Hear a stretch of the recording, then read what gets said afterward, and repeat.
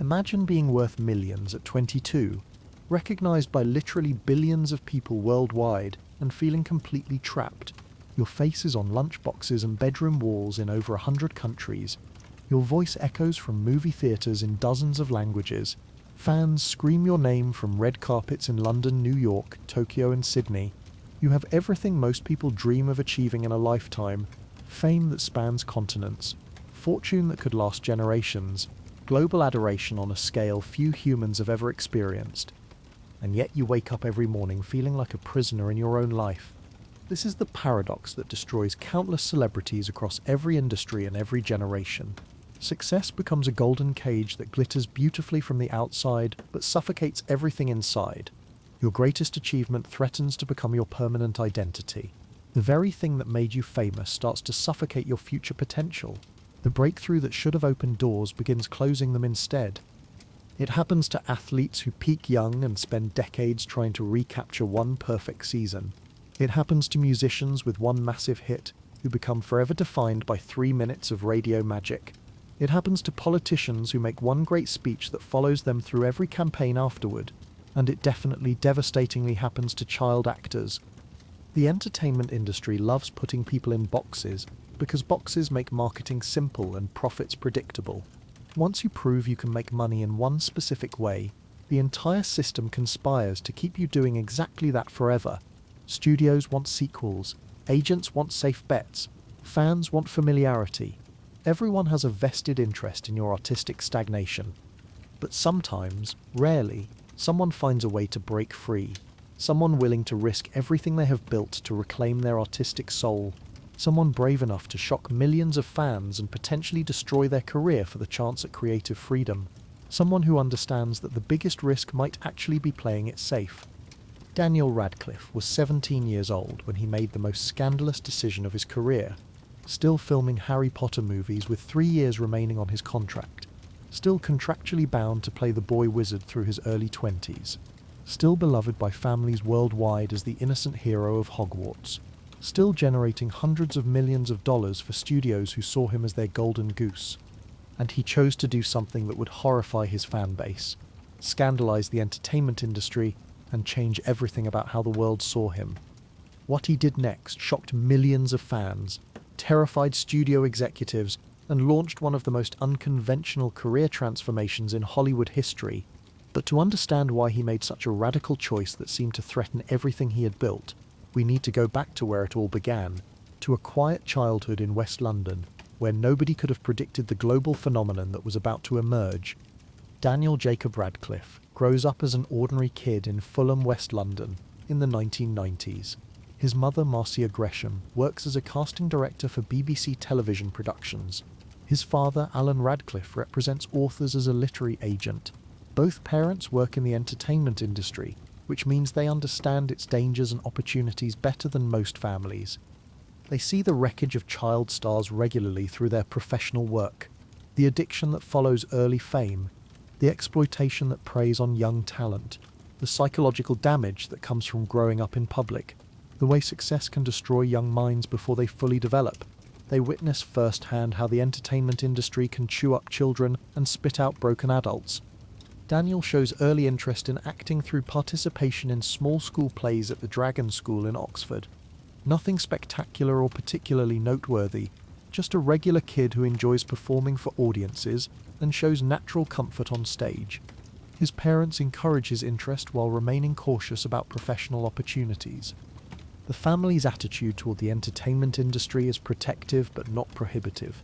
They understand that talent needs nurturing, but also that childhood needs protecting. They want Daniel to explore his interests without sacrificing his education or emotional development. They have seen too many families destroyed by premature success. Daniel is 11 years old when his life changes forever, in ways nobody could have anticipated. Thousands of children across the United Kingdom audition for Harry Potter and the Philosopher's Stone, the biggest movie role in decades. The guaranteed career launcher that will make one child the most famous young person on the planet. Daniel somehow beats them all. The audition process is grueling and comprehensive. Director Chris Columbus and producer David Heyman see hundreds of children over months of casting sessions. They need someone who can carry a massive film franchise while remaining relatable to audiences worldwide. Someone with natural charm but also dramatic depth. Someone who can grow with the character over multiple films. The casting directors see something special in Daniel that sets him apart from thousands of other hopefuls. An earnest quality that makes audiences believe in magic. A natural charm that feels authentic rather than performed. An intelligence behind his eyes that suggests depth and complexity. Director Chris Columbus knows immediately that this quiet boy from London will become Harry Potter for an entire generation. The decision to cast Daniel creates ripples that will affect every aspect of his life for the next 2 decades. His parents understand the magnitude of what their son is about to experience. The global fame that will follow him everywhere. The financial opportunities that will change their family forever. The professional obligations that will dominate his teenage years. But they also understand something that many families in similar situations miss. The importance of maintaining perspective and protecting their child's emotional well-being above all other considerations.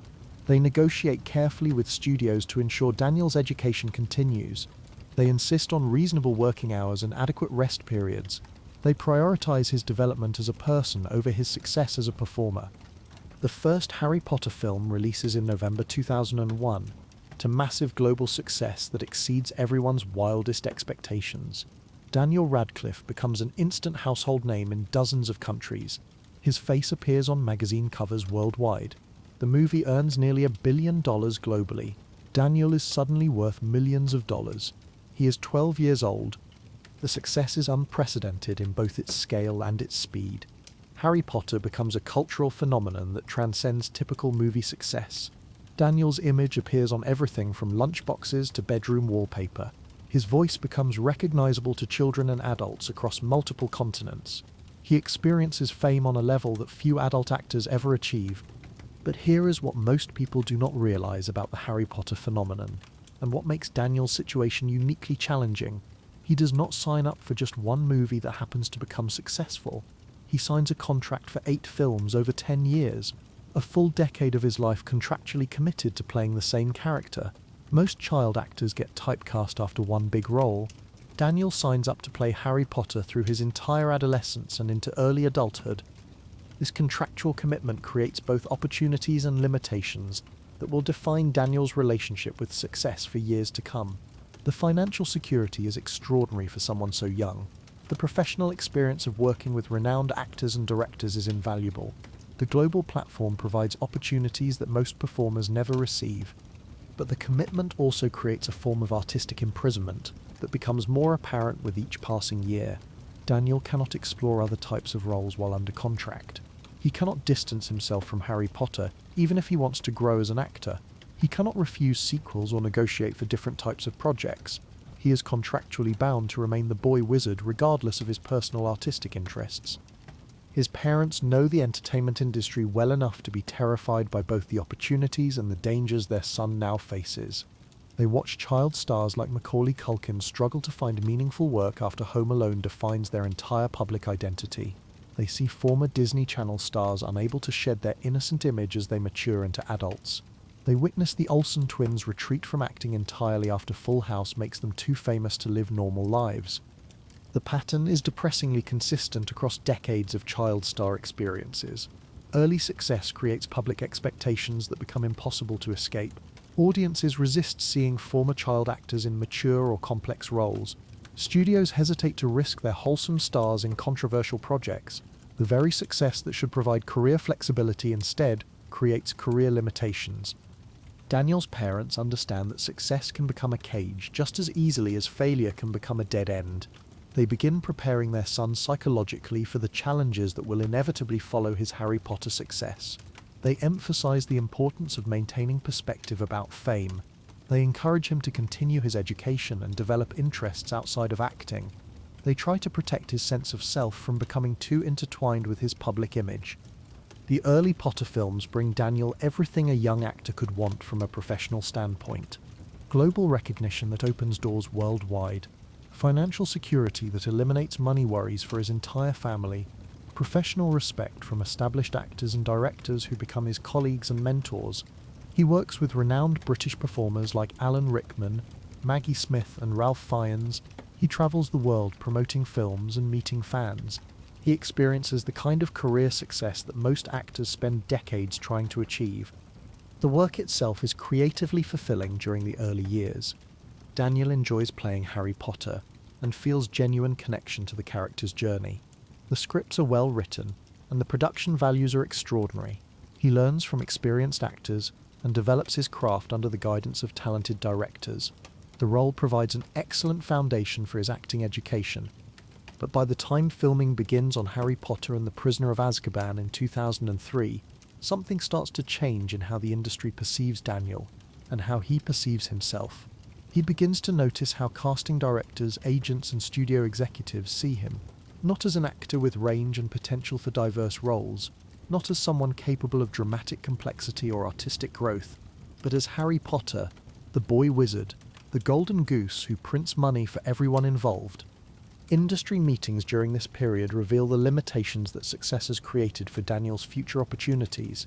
Agents suggest he consider other fantasy roles that capitalize on his Harry Potter association, family-friendly projects that keep him playing innocent, heroic characters for young audiences, anything that protects his wholesome image and maintains his marketability to the demographic that made him famous.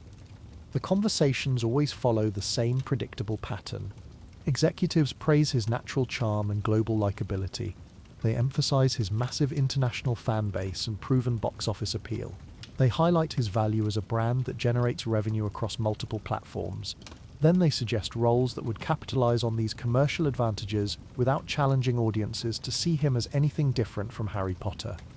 Daniel listens to these pitches with growing unease and creeping dread. Each meeting confirms his worst fears about the direction his career is heading.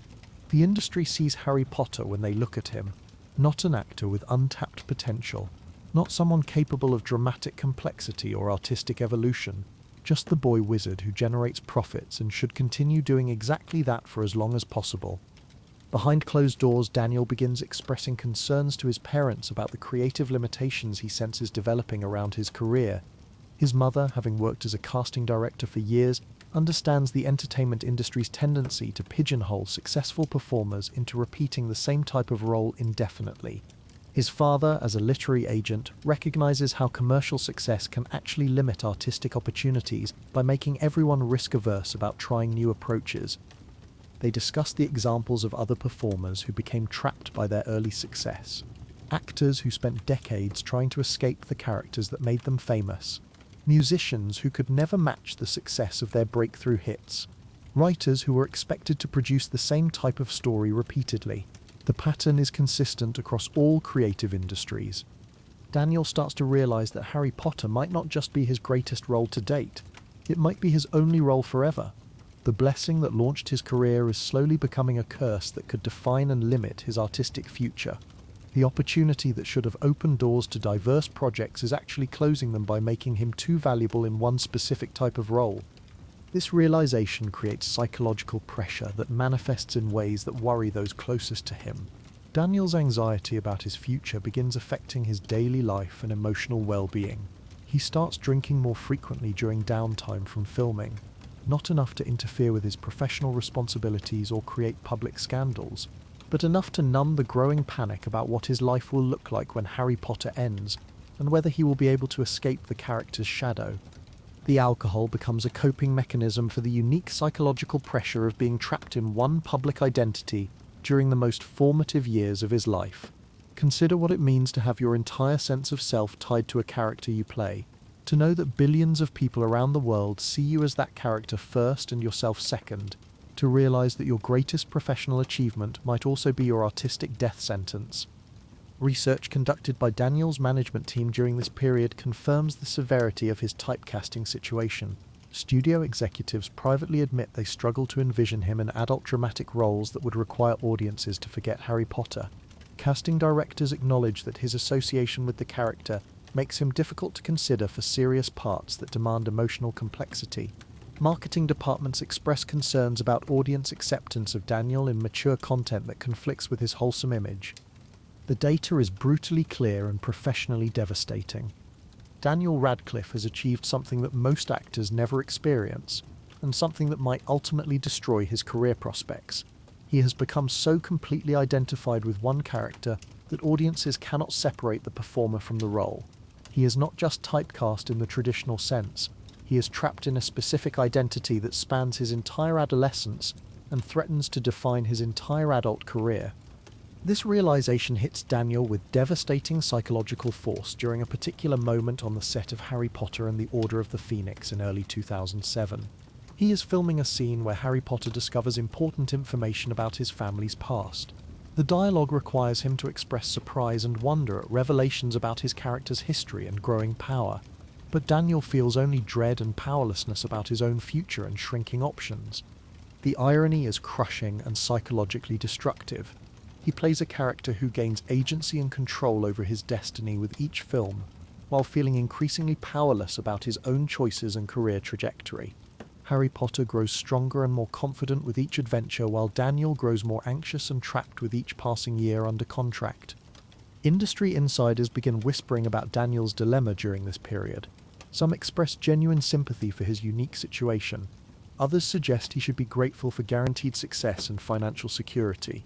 Most agree that breaking free from Harry Potter will be nearly impossible given the character's unprecedented cultural significance and global recognition. The whispers reveal something Daniel already knows but has been afraid to fully acknowledge.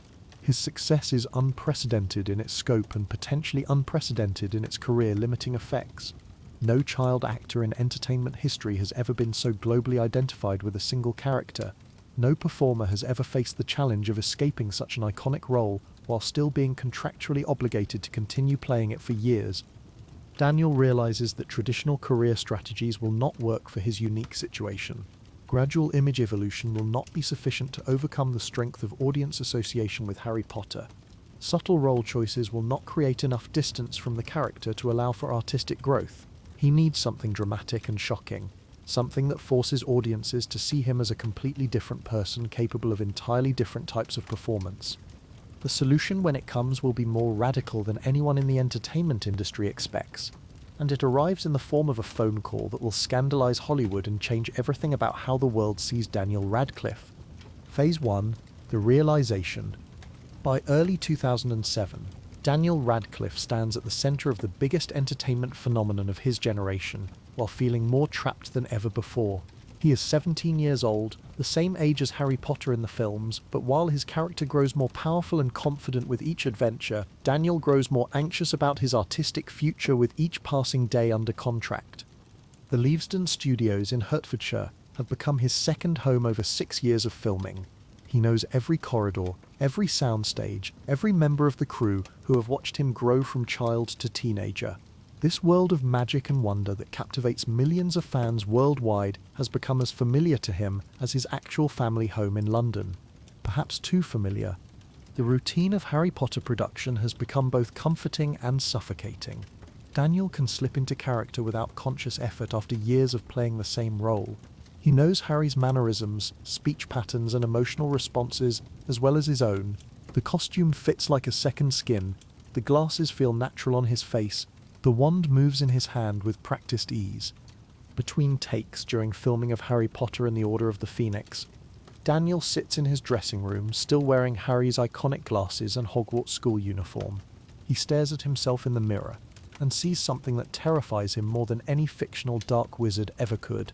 He cannot imagine his reflection without these costumes, cannot picture his face without these character elements, cannot envision a future where people see Daniel Radcliffe instead of Harry Potter. This is the moment when the golden cage reveals itself completely and undeniably. The psychological impact of this realization cannot be overstated. Daniel understands that he has become so identified with one character that his own identity has been subsumed by it. Millions of people around the world know Harry Potter better than they will ever know Daniel Radcliffe. The character has become more real to audiences than the person playing him. Industry meetings during this crucial period paint an increasingly disturbing picture of Daniel's professional future.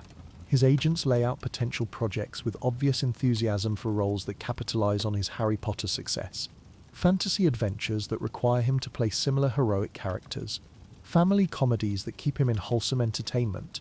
Teen romantic dramas that maintain his appeal to young audiences. Every single suggestion keeps him playing variations of the same innocent, heroic character type. The conversations follow a depressingly predictable pattern that reveals how completely the industry has pigeonholed him. Executives begin by praising his natural charm and global likability. They emphasize his massive international fan base that spans multiple demographic groups. They highlight his proven box office appeal that guarantees profitable returns on studio investments. They discuss his value as a brand that generates revenue across multiple platforms, including merchandising and licensing deals. Then they present role suggestions that would capitalize on these commercial advantages without challenging audiences to see him as anything fundamentally different from Harry Potter. More fantasy films with magical elements, more family entertainment with wholesome messages, more projects that keep him safely within the boundaries of what his existing fan base expects and wants to see. Daniel listens to these pitches with growing dread that settles in his stomach like a cold weight. Each meeting confirms his worst fears about the direction his career is heading and the limitations that success has created around his artistic future.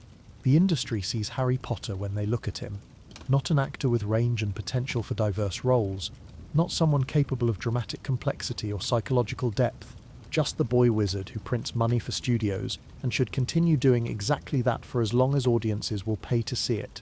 The creative stagnation that these meetings represent becomes psychologically unbearable for someone who entered acting because he loved the craft and wanted to explore different types of characters. Daniel realizes that his success has made him less employable for interesting roles rather than more employable.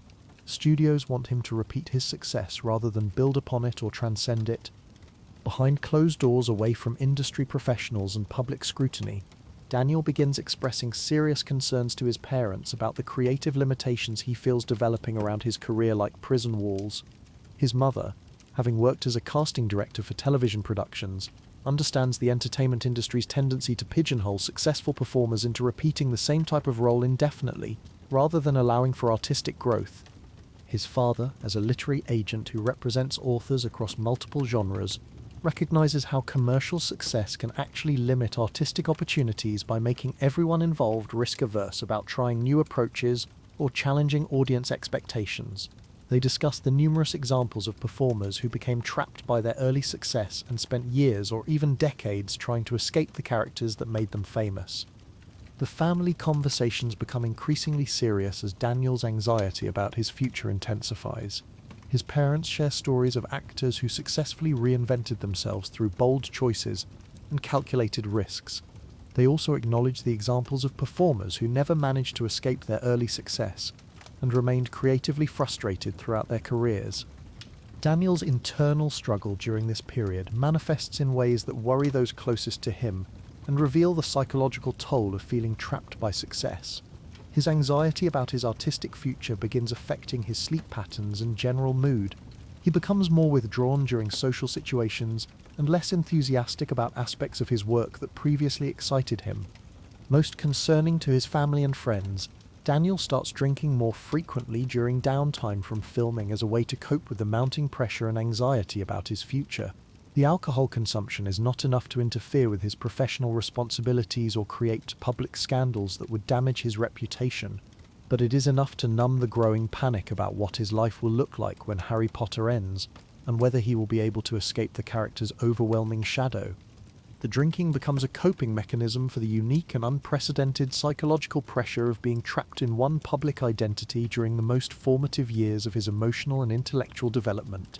Few people in history have experienced the specific challenge of having their entire sense of self tied to a fictional character during adolescence, when identity formation is most crucial. Consider the psychological complexity of Daniel's situation. He must maintain enthusiasm for playing Harry Potter while privately dreading the career limitations the role is creating. He must express gratitude for unprecedented success while internally panicking about artistic stagnation. He must appear confident about his future while privately questioning whether he will ever be seen as anything other than the boy wizard. Research conducted by Daniel's management team during this critical period confirms the severity of his typecasting situation and the professional challenges he will face when his Harry Potter contract ends. Studio executives privately admit in confidential conversations that they struggle to envision Daniel in adult dramatic roles that would require audiences to completely forget his association with Harry Potter. Casting directors acknowledge in industry surveys that his identification with the character makes him extremely difficult to consider for serious dramatic parts that demand emotional complexity and psychological depth. The very qualities that make him perfect for Harry Potter make him seem unsuitable for roles that require audiences to see him as a completely different type of person. Marketing departments express significant concerns about audience acceptance of Daniel in mature content that conflicts with his wholesome image or challenges expectations about the type of entertainment he should provide. Focus group research suggests that many fans would feel betrayed if he appeared in content that contradicted their perception of him as an innocent, heroic figure. The compiled data presents a picture that is both professionally devastating and personally demoralizing.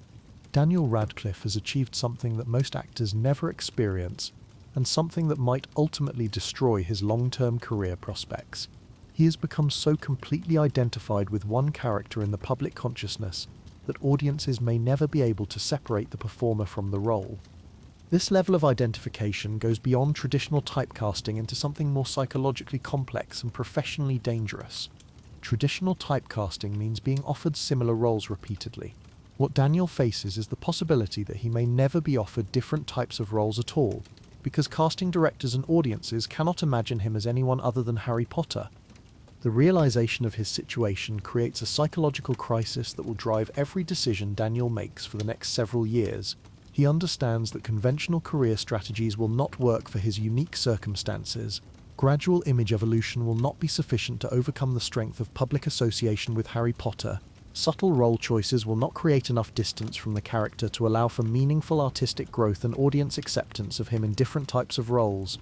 He needs something dramatic and shocking that will shatter audience expectations so completely that they will be forced to reconsider everything they think they know about Daniel Radcliffe as a performer and as a person.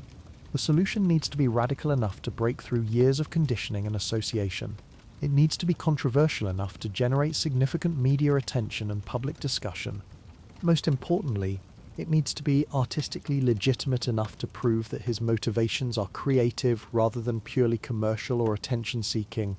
Daniel understands that he will only get one chance to redefine himself in the public consciousness. If he chooses poorly or executes badly, he could destroy his career without achieving the artistic freedom he desperately craves. The solution, when it arrives, will be more shocking and controversial than anyone in the entertainment industry could predict. And it will come in the form of an opportunity that represents everything Harry Potter is not. Phase 2. The scandalous decision. The phone call that will change everything arrives through Daniel's agent on a quiet Tuesday morning in early 2007. The voice on the other end belongs to Thea Sharrock, a respected theatre director who wants to discuss a West End production that could provide Daniel with the career transformation he desperately needs. The conversation is brief and professional, but it sets in motion events that will scandalize the entertainment world and redefine Daniel's entire public image. The play is Equus, written by Peter Shaffer and originally produced in 1973 to critical acclaim and considerable controversy. The story follows Alan Strang, a psychologically disturbed 17-year-old boy who develops a pathological obsession with horses that culminates in an act of violence so shocking that he blinds 6 horses with a metal spike in a moment of twisted religious and sexual fervor. Daniel knows Equus from his theatre education and understands immediately what accepting this role would represent both artistically and professionally. The play requires full frontal nudity on stage in front of live audiences every night. It contains graphic sexual content and psychological complexity that exists in a completely different universe from the wholesome world of Harry Potter. This is not just a career pivot or artistic challenge. This is career dynamite that could either liberate him or destroy everything he has built. The initial meeting with Thea Sharrock takes place in a small, cramped office above a London theatre, far removed from the glamorous world of film production and studio meetings that have defined Daniel's professional life for 6 years. He sits across from the director in folding chairs surrounded by stacks of scripts and posters from previous productions, knowing that this conversation could define the rest of his professional life and personal identity. Sharrock explains her vision for the production with the passion and intensity that characterizes serious theatre work. She wants to explore the intersection of sexual awakening and religious obsession through the character of Alan Strang. She needs an actor willing to be completely vulnerable on stage, both physically and emotionally. Someone brave enough to expose themselves in every sense of the word in front of live audiences, who expect to see Harry Potter, and will instead witness something shocking and psychologically complex. The role demands everything that Daniel's Harry Potter experience has not required: psychological complexity that goes beyond heroic determination, emotional vulnerability that strips away all protective barriers, physical exposure that eliminates any possibility of hiding behind costumes or special effects, sexual content that directly contradicts his wholesome image, religious themes that challenge comfortable assumptions about faith and morality. Daniel understands with crystal clarity that accepting this role would destroy his Harry Potter image overnight and possibly forever. Religious groups would condemn him for the play's treatment of faith and sexuality. Family audiences would feel betrayed by his choice to appear in adult content. Disney and other family entertainment companies would never hire him again. The wholesome brand that generates millions of dollars in revenue would evaporate instantly and permanently.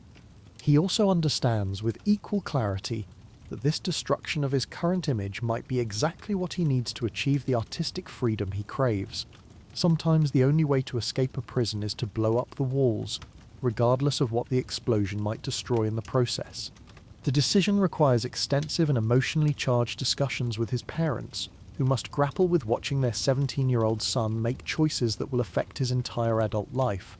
His mother recognizes the artistic value of challenging theatre work and understands the creative frustration that drives Daniel's desire to break free from typecasting.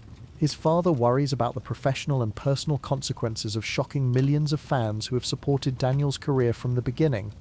Both parents have unique insight into the entertainment industry's opportunities and dangers through their own professional experience. They understand the creative satisfaction that comes from taking artistic risks, and the career benefits that can follow successful reinvention. They also know the professional costs of alienating existing audiences, and the personal toll of public controversy and criticism. The family discussions stretch over several weeks and involve careful consideration of every possible outcome. Daniel's mother shares stories of actors who successfully reinvented themselves through controversial choices that initially seemed like career suicide. His father presents counterexamples of performers who destroyed promising careers through shocking decisions that backfired professionally and personally. Everyone involved understands that there are no guarantees either way, and that Daniel is facing a choice that could either liberate him artistically or end his career permanently. The safe path offers financial security, but creative stagnation. The risky path offers artistic freedom, but professional uncertainty. Daniel makes his final decision based on artistic instinct and personal integrity, rather than commercial calculation or professional advice. He wants to be a serious actor, capable of tackling challenging material, not just a celebrity who appears in profitable entertainment. He wants to explore the full range of human experience through his work, not just the safe and comfortable emotions that family entertainment allows. Most fundamentally, he wants creative freedom more than he wants financial security or public approval. Equus represents everything Harry Potter is not: dark instead of light, complex instead of simple, adult instead of childish, psychologically challenging instead of emotionally comforting, sexually explicit instead of romantically innocent. The announcement of Daniel's casting in Equus creates immediate chaos throughout the entertainment industry and fan communities worldwide. Industry reaction is swift and overwhelmingly negative. Agents warn that this decision will end his viability in family entertainment forever. Managers predict that major studios will never trust him with significant projects again. Studio executives privately express bewilderment and disappointment at his choice to risk guaranteed success for uncertain artistic credibility. Hollywood operates on the fundamental principle that success should be leveraged and expanded, not abandoned or undermined. Daniel's decision to pursue controversial theatre work defies every commercial instinct in the entertainment business. Industry professionals genuinely cannot understand why someone would voluntarily risk guaranteed financial success for uncertain artistic growth, especially someone so young with so much to lose. But the fan reaction proves even more brutal and emotionally devastating than professional criticism. Death threats begin arriving at Daniel's management company within hours of the casting announcement. Online petition campaigns organize to boycott the production and demand that Daniel withdraw from the role.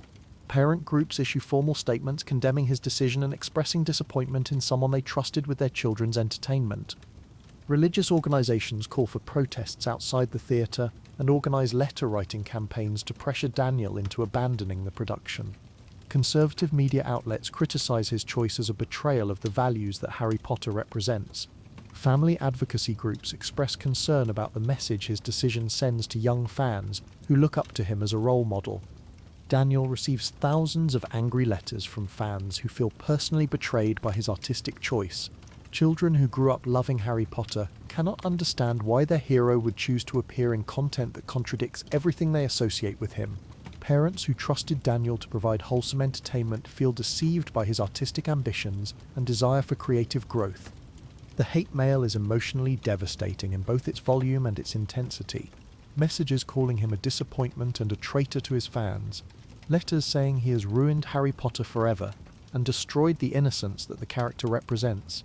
Accusations that he is throwing away the greatest opportunity any young actor has ever received for the sake of cheap publicity and shock value. The volume and intensity of negative reaction is overwhelming and psychologically brutal. Daniel faces the reality that millions of people around the world feel betrayed by his choice and may never forgive him for challenging their expectations. The very fans who made his success possible now see him as someone who has abandoned and disappointed them. Behind the scenes, Daniel's anxiety reaches new heights as the full implications of his decision become clear. He questions whether he has made a catastrophic mistake that will destroy everything he has worked for since childhood. He worries about disappointing millions of people who supported his career and made his success possible. He fears that one controversial role might obliterate 6 years of careful career building and public goodwill. The pressure becomes so intense that Daniel briefly considers withdrawing from the production to protect his career and restore his relationship with fans. The financial and professional costs of continuing seem overwhelming. The personal attacks and public criticism create doubt about whether artistic freedom is worth the price he is being asked to pay. But Daniel also recognizes something crucial about the intensity and emotional nature of fan reaction that ultimately convinces him to continue with his controversial choice. The shock and outrage prove beyond any doubt how completely audiences identify him with Harry Potter, and how trapped he has become in that character's wholesome image. The anger demonstrates that he was right about needing to take dramatic action to break free from typecasting.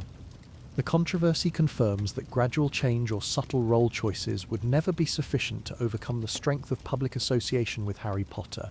Only something this shocking and polarizing could force audiences to reconsider everything they think they know about Daniel Radcliffe as a performer and as a person.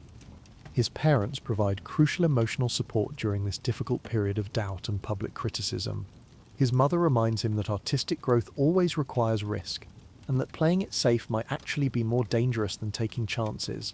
His father acknowledges that their son is facing challenges no other actor has ever confronted, and that conventional wisdom may not apply to his unique situation. Both parents recognize that Daniel has made his decision based on artistic integrity rather than commercial opportunism or desire for attention. They support his choice even though they share his fears about the potential consequences. They understand that he needs their support more than ever as he prepares to prove that his controversial decision was worth the personal and professional cost. Daniel begins intensive preparation for Equates with the dedication and focus of someone who knows his entire future depends on this performance being extraordinary. He works with dialect coaches to perfect his accent and speech patterns. He studies psychiatric case studies to understand his character's mental illness and psychological complexity. He prepares mentally and emotionally for the vulnerability required by full nudity on stage. The preparation process is grueling and emotionally taxing in ways that his Harry Potter experience never was. Daniel must learn to inhabit a character whose psychology is completely foreign to his own experience and moral framework. He must prepare for the physical exposure and emotional vulnerability that comes with stage nudity. He must steel himself for the critical scrutiny that will determine whether this enormous risk pays off artistically and professionally. Opening night approaches with the weight of Daniel's entire career hanging in the balance.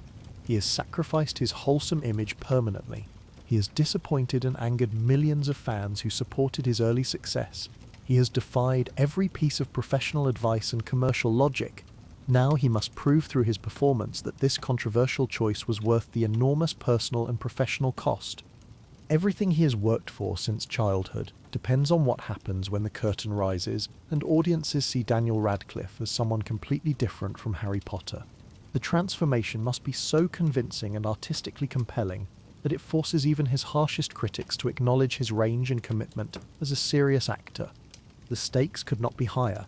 Success could liberate him artistically and establish his credibility as a serious performer. Failure could end his career permanently and confirm that he was foolish to risk everything for artistic ambition. Either way, there will be no going back to the safety and comfort of being just the boy wizard. Phase 3. Breaking the mould.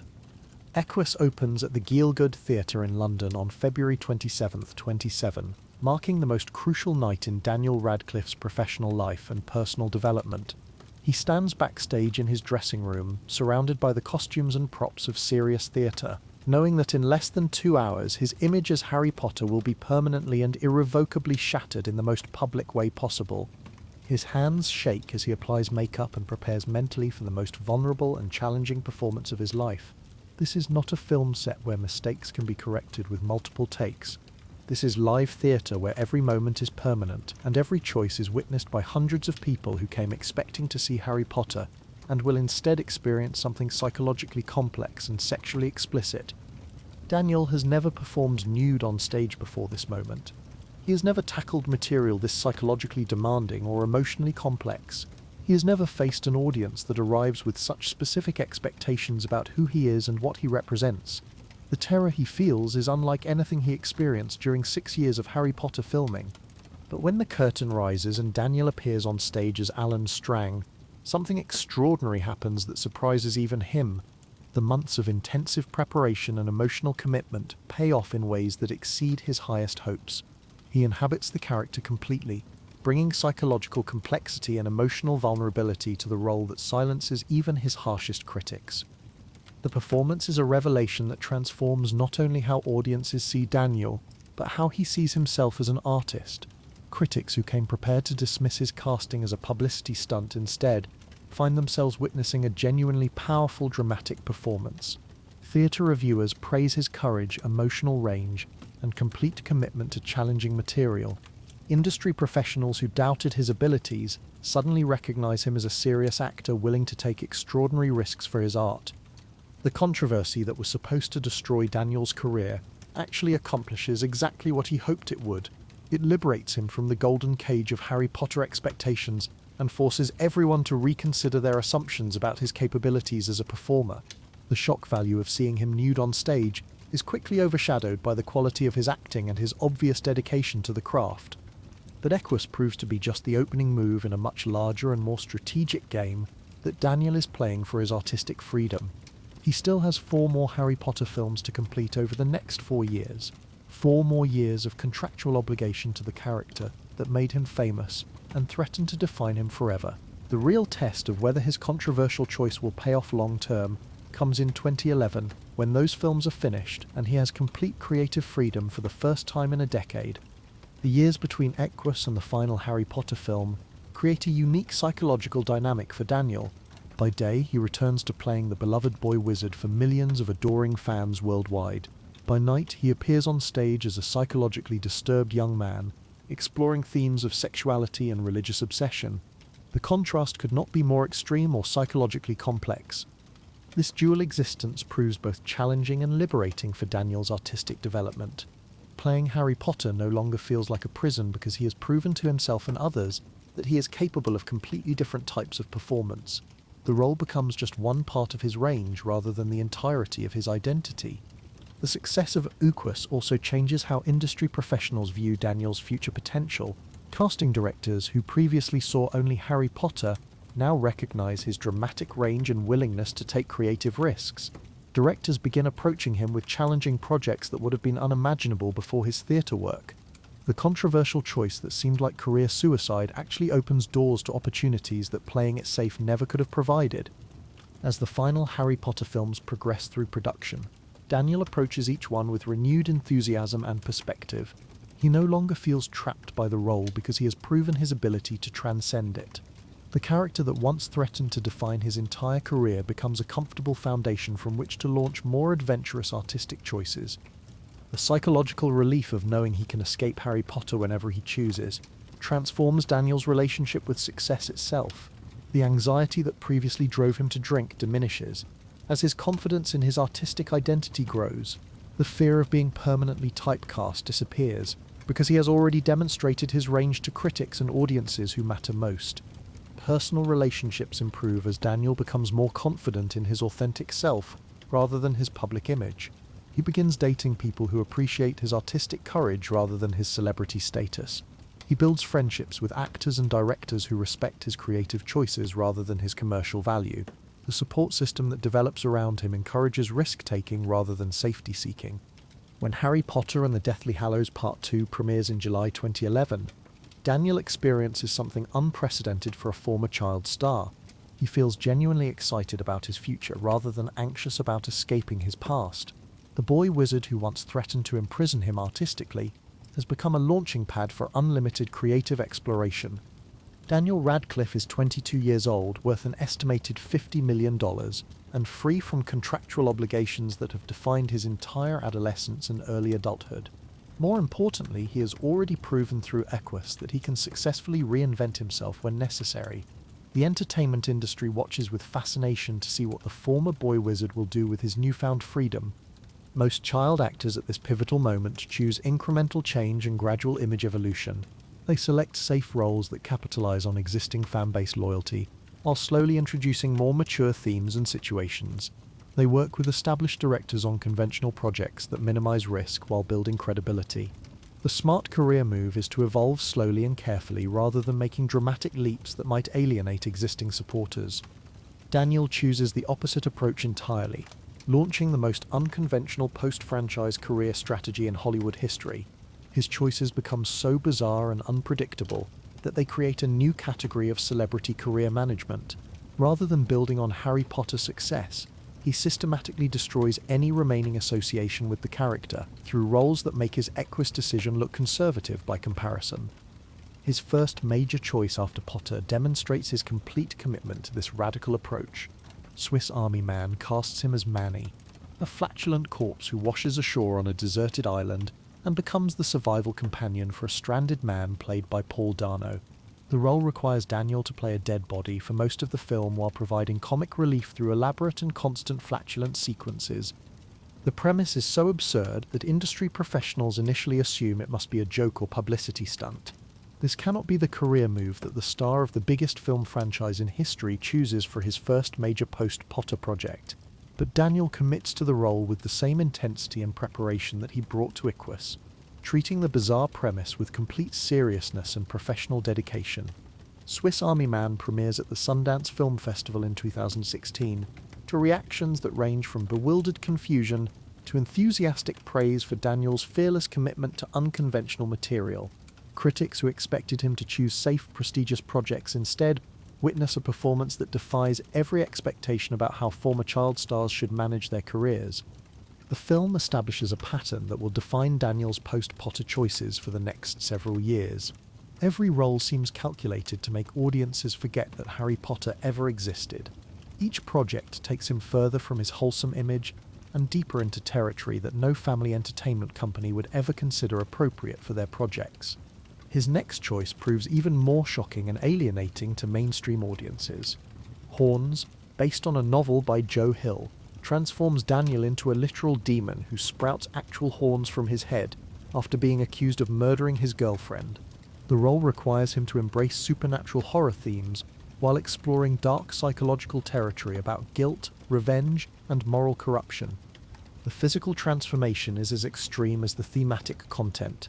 Prosthetic horns attached to Daniel's forehead change his appearance so dramatically that audiences struggle to recognize him. The makeup and special effects create a visual disconnect from Harry Potter that is impossible to ignore or rationalize away. Industry professionals watch these choices with growing bewilderment and concern.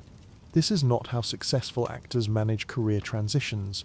This is not how valuable brands maintain their market appeal. This is not how someone with Daniel's advantages should be building on their success. Every conventional piece of wisdom suggests that he is making catastrophic mistakes that will destroy his long-term viability as a leading man. But Daniel does not care about conventional wisdom or industry expectations because conventional approaches would never be sufficient to overcome the unique challenges he faces as the most recognizable child star in entertainment history. He understands that gradual change will not work for someone so completely identified with one character.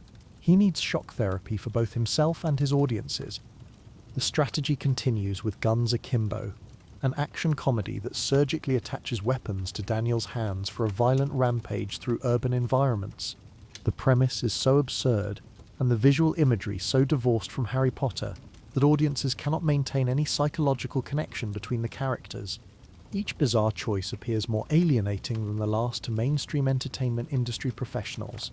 Agents struggle to understand his logic or find similar roles for other clients. Studios have no idea how to market films that seem designed to confuse and challenge audiences rather than comfort and entertain them. Critics debate whether Daniel is brilliantly subversive or completely self-destructive, but Daniel does not need industry professionals to understand his strategy because their confusion is part of the point. He wants casting directors to stop seeing Harry Potter when they look at him. He needs audiences to associate him with unpredictability rather than family entertainment. He requires the complete destruction of his previous image before he can build something new and artistically sustainable. The financial advantages of Harry Potter money make this experimental phase possible in ways that would be impossible for most actors. Daniel can afford to take artistic risks without worrying about immediate commercial returns. He can work on small independent films that may never find mainstream audiences. He can choose directors and scripts based on creative merit rather than box office potential. This economic freedom becomes artistic liberation that allows Daniel to explore the full range of his capabilities without commercial pressure or studio interference. He collaborates with experimental filmmakers who share his interest in unconventional storytelling. He works with directors who want to push boundaries rather than repeat successful formulas. Behind the scenes, Daniel develops a systematic approach to image destruction that is both calculated and intuitive. He actively seeks roles that contrast as sharply as possible with Harry Potter's heroic innocence. He embraces projects that showcase range and versatility, rather than likability and commercial appeal. He builds relationships with filmmakers who value artistic courage over financial safety. The personal cost of this strategy becomes apparent as former fans express disappointment and anger about his choices. Online criticism follows each project announcement. Social media reactions range from confusion to outright hostility. Daniel faces constant questions about why he is wasting his advantages and disappointing people who supported his early career. The psychological pressure of disappointing millions of fans who grew up loving Harry Potter creates stress that Daniel manages through therapy and the support of friends who understand his artistic goals. He learns to separate his self-worth from public approval and to measure success by personal satisfaction rather than commercial performance or critical consensus. Personal relationships during this period require careful navigation, as Daniel's unconventional choices affect how others perceive him both professionally and personally. Dating becomes complicated when potential partners struggle to reconcile his public image with his private personality. Friendships require explanation and understanding of his artistic motivations. But something remarkable begins happening around 2018, as Daniel's systematic approach to image destruction starts yielding unexpected benefits. Critics begin taking him seriously as a character actor capable of elevating unusual material through professional skill and creative commitment. Directors start offering him challenging dramatic roles, specifically because of his demonstrated willingness to take artistic risks. The weird roles that initially seemed like career suicide begin building critical respect and industry credibility.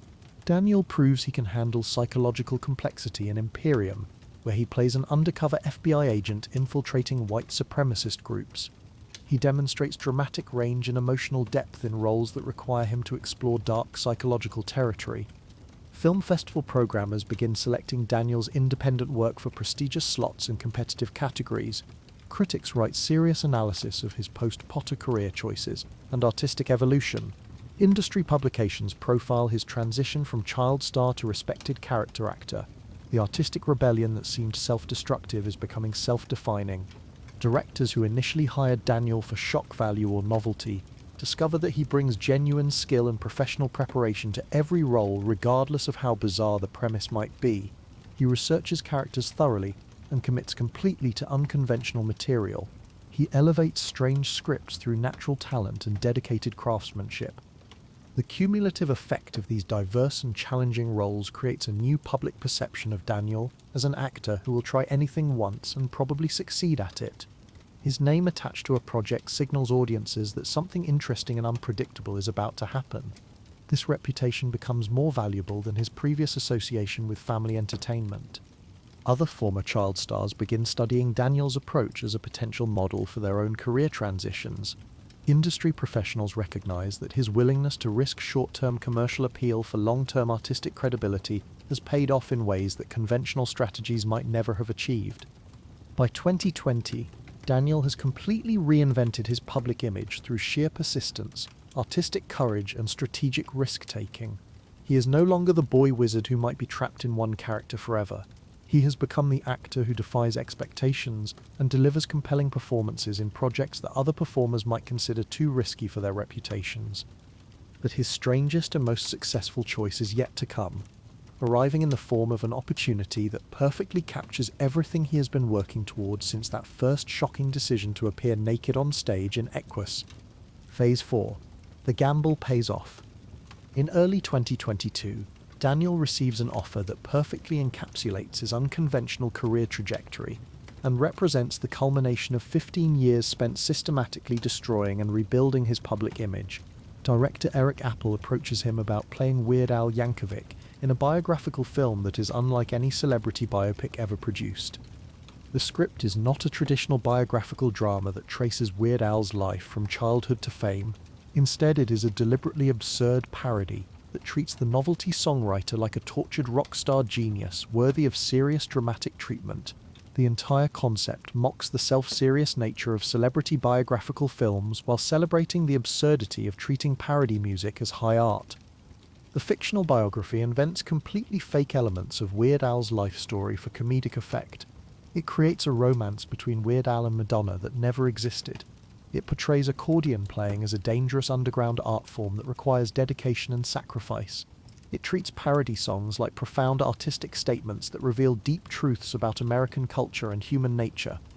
Daniel recognizes immediately that this role represents everything he has been working towards since his first controversial decision to do Equus 15 years earlier. It combines mainstream recognition with artistic subversion in perfect balance. It showcases his comedic abilities while acknowledging his reputation for unusual and unpredictable choices. It proves he can be both commercially viable and creatively unpredictable. The opportunity allows Daniel to demonstrate skills he has developed through years of risky role choices and experimental projects. His comfort with physical comedy developed through Swiss Army Man. His ability to fully commit to absurd premises proven in Horns and Guns Akimbo. His willingness to satirize celebrity culture informed by his own experience as a former child star, navigating public expectations. Most importantly, the role requires Daniel to balance multiple layers of characterization and meta-commentary. He must play Weird Al, playing a version of himself that exists only in the film's satirical universe. He needs to be funny, without breaking character or winking at the audience. He must be serious about being silly, while maintaining the comedic timing necessary for effective parody. The preparation process becomes an exercise in controlled complexity, as Daniel must master both Weird Al's actual mannerisms and the fictional character traits invented for the film. He learns to play accordion convincingly enough to perform musical numbers. He studies Weird Al's interviews, performances, and public appearances to capture authentic personality elements beneath the fictional narrative structure. The performance requires Daniel to inhabit a character who is simultaneously real and fake, familiar and invented, serious and absurd. He must make audiences believe in the fictional version of Weird Al, while referencing the real person everyone knows. The balance between parody and authenticity demands precision and commitment that few actors could manage successfully. Filming becomes an adventure in collaborative creativity, as Daniel works with director Eric Appel and the real Weird Al Yankovic to create something that honors the subject while subverting biographical film conventions. The atmosphere on set reflects the playful seriousness that characterizes the entire project. Everyone involved understands they are creating something unique and potentially groundbreaking. Daniel's commitment to the role extends beyond just memorizing lines and hitting marks. He embodies the fictional Weird Al completely, from physical mannerisms to vocal patterns to the intense dedication the character shows toward his art. The performance becomes a masterclass in comedic acting that requires both technical skill and creative intuition. The film's marketing strategy reflects Daniel's established reputation for unconventional choices and audience expectations that he will deliver something surprising and entertaining. Rather than a traditional theatrical release, Weird Al premieres directly on streaming platforms with promotional campaigns that emphasize both the absurd premise and Daniel's complete commitment to bringing it to life. Critics are invited to screenings with the understanding that this is intentional comedy rather than serious biography, but also that Daniel's performance should be evaluated as legitimate acting work rather than celebrity stunt casting. The marketing balances expectations for both humor and artistic merit. When Weird Al is released in November 2022, critical reception exceeds everyone's expectations and validates Daniel's entire approach to career management since leaving Harry Potter behind. Reviewers praise his comedic timing, complete commitment to the ridiculous premise, and ability to find genuine emotion within satirical material. Industry professionals who previously questioned Daniel's career choices suddenly recognize what he has accomplished through 15 years of systematic image reconstruction. His Weird Al performance demonstrates everything that makes him unique as an actor. He can be funny without being foolish, subversive without being pretentious, commercial without being safe or predictable. The performance earns Daniel some of the best reviews of his entire career, including his Harry Potter years. Critics who initially dismissed his post-Potter choices as attention-seeking or self-destructive recognize his artistic evolution and professional growth. Industry publications write serious analysis of his ability to elevate satirical material through skill, preparation, and genuine creative insight. Audiences respond with enthusiasm and appreciation for Daniel's willingness to satirize celebrity culture while being part of it. The film becomes a streaming success specifically because viewers trust Daniel to deliver something unexpected, entertaining, and surprisingly sophisticated. His reputation for unusual choices becomes a marketing advantage rather than a commercial liability. The success proves definitively that Daniel's unconventional strategy has created sustainable career advantages that conventional approaches never could have achieved. He can now attract audiences, specifically because they expect him to surprise them with interesting and unpredictable performances. Directors seek him out for projects that require actors willing to take creative risks and commit completely to unusual material. Studios recognize his value as someone who brings attention and credibility to projects that might otherwise struggle to find audiences. His name attached to any film signals that something interesting and probably entertaining is about to happen. This reputation becomes more professionally valuable than his previous association with family entertainment ever was. The Weird Al success represents the perfect culmination of Daniel's journey from trapped child star to liberated artist. The role combines everything he learned about comedy, character work, and audience management during his years of experimental choices. It proves that his systematic destruction of his Harry Potter image was not self-destructive but strategically brilliant. Broadway success continues during this period, with Daniel's acclaimed performances in multiple stage productions that demonstrate his range across different entertainment mediums.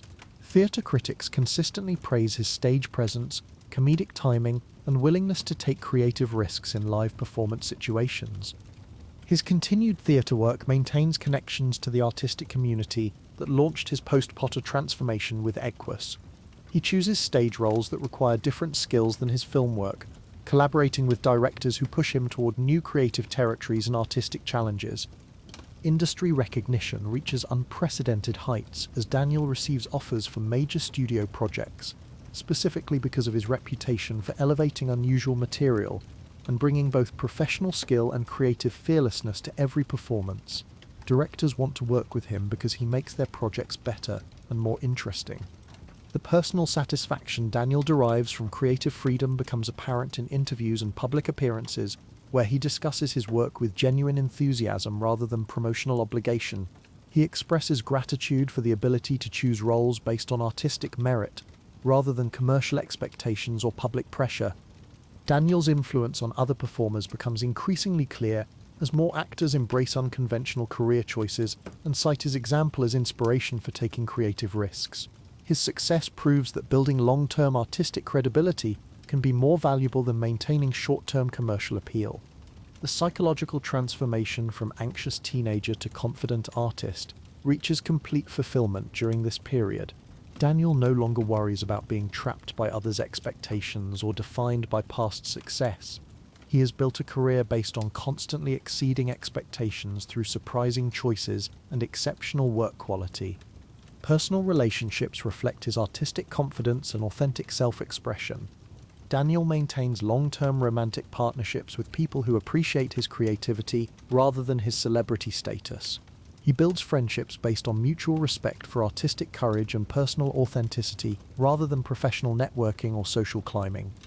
The entertainment industry has learned to expect the unexpected from Daniel Radcliffe, and this reputation has become his greatest professional asset and personal source of satisfaction. Each new project generates curiosity and anticipation because audiences trust him to deliver something worthwhile and surprising. But the ultimate test of whether his unconventional strategy truly succeeded comes when the biggest studios in Hollywood begin offering him exactly the kind of roles he spent 15 years avoiding. The entertainment industry wants to put Daniel Radcliffe back in a golden cage, but this time it is entirely his choice whether to enter. Phase 5. The ultimate test. The phone call that will test everything Daniel has built over 15 years of career reconstruction arrives on a Tuesday morning in late 2022. He sits in his London apartment reading scripts for small independent films when his agent delivers news that seems impossible given his reputation for avoiding mainstream commercial projects. Marvel Studios wants to meet with him about a leading role in their next major superhero franchise. This is not an offer for a small supporting part or a brief cameo appearance. Marvel executives want Daniel Radcliffe to anchor a character that could span multiple films over several years, potentially creating another decade-long commitment similar to his Harry Potter contract. The financial offer is staggering, representing more money than he earned from all his independent films combined over the past decade. The irony of the situation is not lost on Daniel as he processes this unexpected opportunity. The same unconventional choices that seem to distance him from mainstream Hollywood success have actually made him more attractive to major studios than playing it safe ever could have. His reputation for elevating unusual material and bringing credibility to experimental projects has caught the attention of the biggest entertainment companies in the world. The Marvel meeting takes place in a sleek conference room overlooking the Thames, with studio executives presenting their vision with the polished enthusiasm that characterizes major franchise development. They want Daniel for a character that combines his demonstrated ability to handle complex psychology with the action requirements of superhero entertainment. The executives emphasize how his unconventional career choices have prepared him perfectly for this type of role. His willingness to take creative risks, his comfort with physical challenges and unusual material, his proven ability to make audiences believe in impossible situations and fantastical premises, everything that made him seem unsuitable for mainstream entertainment now makes him ideal for Marvel's creative needs. But as Daniel listens to their pitch, he recognizes something familiar and unsettling in the room's atmosphere. The same energy that surrounded Harry Potter discussions 15 years earlier. The same promises of massive success and global recognition. The same subtle pressure to commit to playing one character for years of his artistic life. The same golden cage, just bigger and shinier than the one he escaped through a quest. The financial temptation is enormous and impossible to ignore completely. The Marvel Cinematic Universe represents the biggest entertainment phenomenon since Harry Potter itself. Joining the franchise would guarantee financial security for the rest of his life. The global platform could amplify any artistic message he wanted to share with audiences worldwide. More importantly, the professional validation of Marvel Studios fighting to hire him proves definitively that his artistic strategy succeeded beyond his wildest expectations. The weird choices that seemed like career suicide have actually made him more valuable to the entertainment industry than conventional choices ever could have. Other major studios follow Marvel's lead within days of their initial meeting, creating a bidding war for Daniel's services that validates everything he accomplished through 15 years of strategic risk-taking. Warner Brothers offers him the lead role in a new fantasy franchise that could rival Harry Potter's cultural impact. Universal Pictures presents a lucrative action series with built-in sequel potential. Disney, the company that would never have hired him after Equasu, now actively pursues him for their next big family entertainment property. The studios that once saw him as too risky for their brands now recognize his value as someone who brings attention and credibility to any project he chooses to support. The offers create an internal conflict more intense and psychologically complex than anything Daniel experienced during his Harry Potter years or his experimental period afterward. As a 17-year-old, he feared being trapped in one character and took dramatic action to escape. As a 33-year-old, he faces the conscious choice between artistic integrity and commercial temptation with full awareness of the consequences either way. The decision is complicated by the fact that these roles are not necessarily creatively limiting in the way Harry Potter threatened to be. Modern franchise filmmaking allows for character development and artistic expression within commercial frameworks. The Marvel Cinematic Universe has produced critically acclaimed films that balance entertainment value with genuine artistic merit. Daniel discusses the offers extensively with his closest advisors, agents and managers, who naturally encourage him to accept the biggest possible payday and career elevation opportunity. Industry professionals cannot understand why he would even hesitate to accept offers that most actors spend their entire careers hoping to receive. The financial security alone would be life-changing and generationally significant. The global recognition would provide platforms for any cause or message he wanted to support. The professional validation would cement his status as one of the most successful actors of his generation. But Daniel also consults the directors and actors who have become his artistic family over the past decade of experimental work, the filmmakers who took chances on his unconventional choices when major studios would not hire him, the performers who respect his commitment to creative risk-taking over commercial safety, the collaborators who understand that artistic fulfillment and commercial success are not always compatible or equally valuable. These conversations reveal how completely Daniel has transformed as both an artist and a person since his anxious teenage years on Harry Potter sets. The fear of disappointing others that once drove him to drink has been replaced by confidence in his artistic vision and personal values. The anxiety about his future that characterized his early career has evolved into certainty about his creative priorities and life goals. Daniel realizes that accepting any of these franchise offers would represent more than just a career choice or financial opportunity. It would be a philosophical surrender to the same thinking that created his original Golden Cage, a rejection of everything he learned about the relationship between artistic freedom and personal fulfillment during his journey from trapped child star to liberated artist. The decision process forces Daniel to confront fundamental questions about success, happiness, and artistic integrity that most people never have the luxury or burden of considering. What does it mean to succeed as an artist versus succeeding as a celebrity? How much financial security is enough when weighed against creative freedom? Can personal authenticity coexist with commercial expectations? More personally, Daniel must decide whether he trusts himself to maintain artistic integrity within a commercial framework, or whether he believes that accepting these offers would inevitably lead back to the creative stagnation he fought so hard to escape. The choice becomes clear when Daniel considers how he wants to spend the next decade of his creative life, and what legacy he wants to build as an artist. He can return to the safety and financial rewards of franchise filmmaking, or he can continue the unconventional path that has brought him genuine satisfaction and artistic growth. When Daniel announces his decision, the entertainment industry reacts with the same bewilderment and disbelief that greeted his choice to do Equus 15 years earlier. He turns down Marvel Studios and their multi-film contract worth tens of millions of dollars. He passes on Warner Brothers and their fantasy franchise opportunity. He declines Universal Pictures and their action series with guaranteed sequels.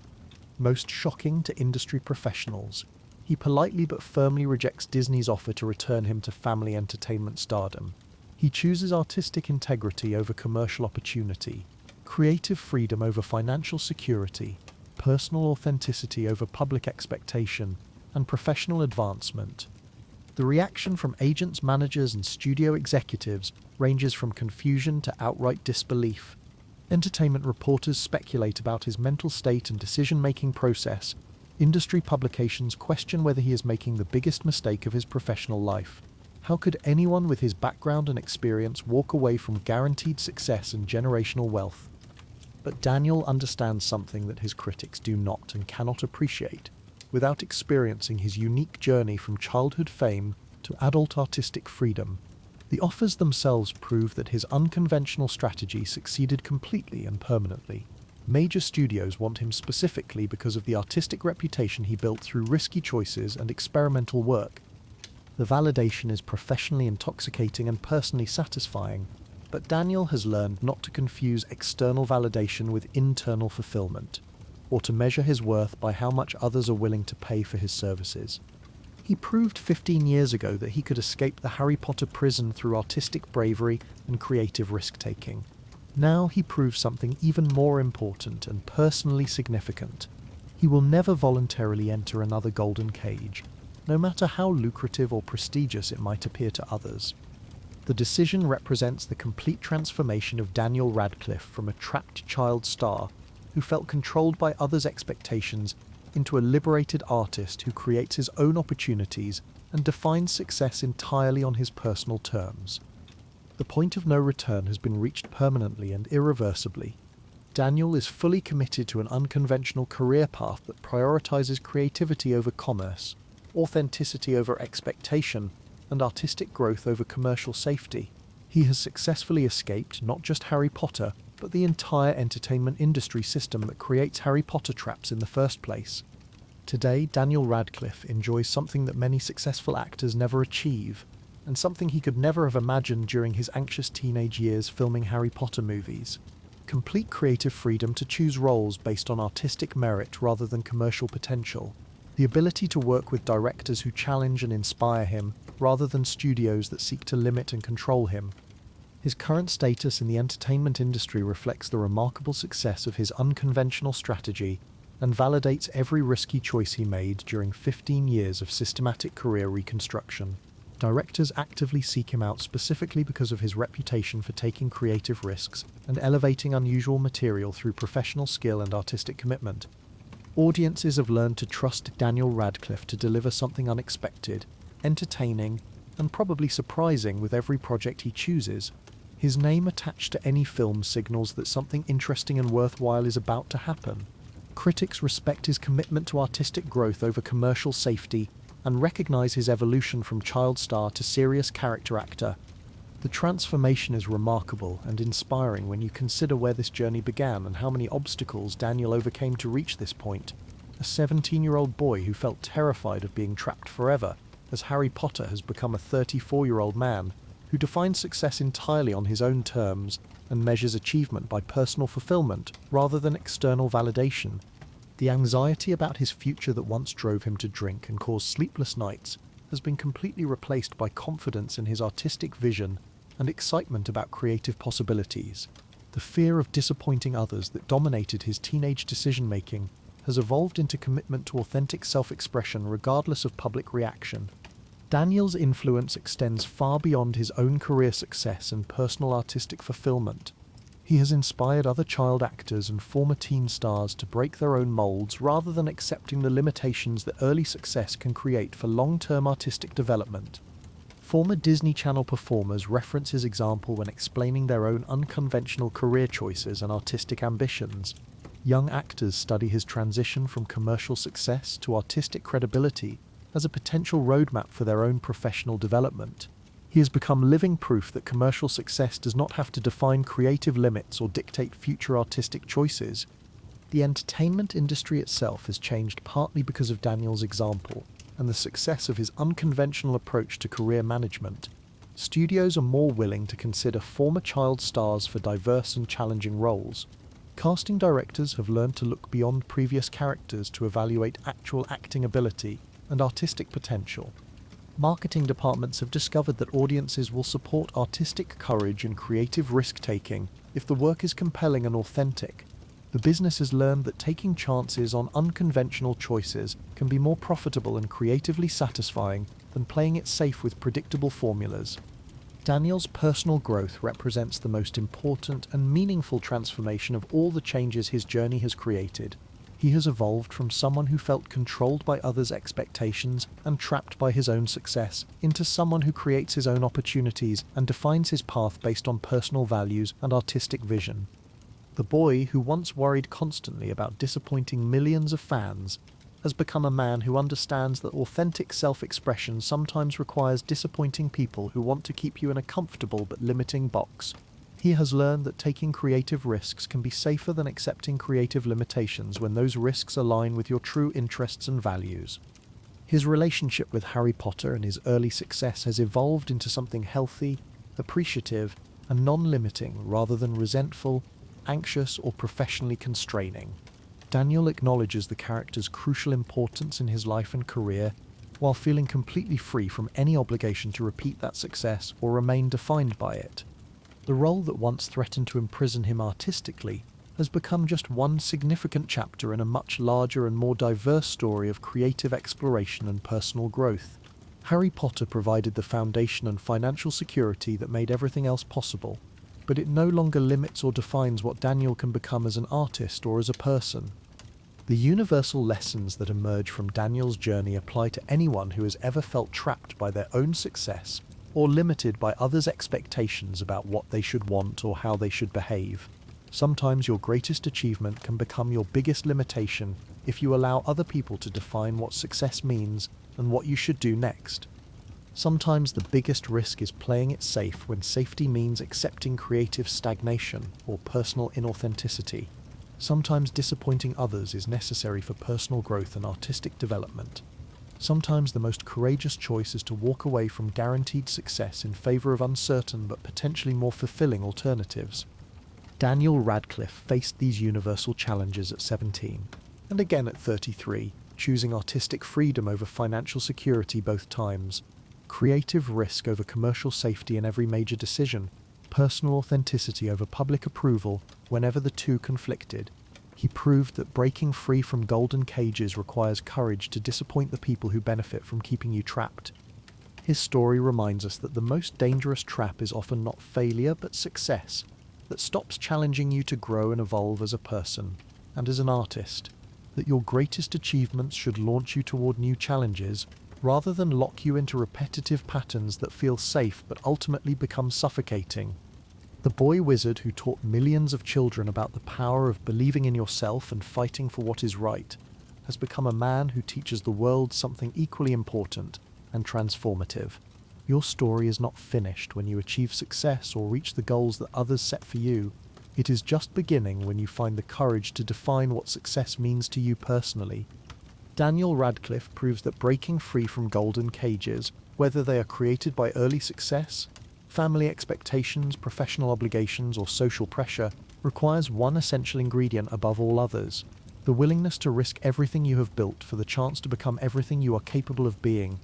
Sometimes the most magical transformation happens not when you find success according to other people's definitions, but when you find the courage to define success for yourself based on what brings you genuine fulfillment, creative satisfaction, and personal authenticity.